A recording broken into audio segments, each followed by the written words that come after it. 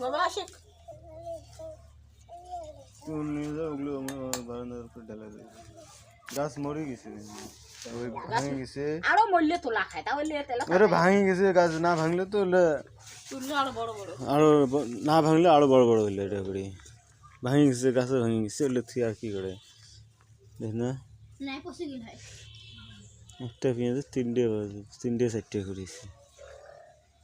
এটা করে এডিগুনা শুকাইবে তখন এডিগুনা কাটি নেবেন কাটা না গে একবার ভাঙলে তাতে ভাঙে কাটি দিলে হয়ে যাবে এলা দেবে এলা কাটবেন তো এই জায়গার মধ্যে আছে না আর পানির রস ধরলে ওটা পচে যাবে নষ্ট হয়ে যাবে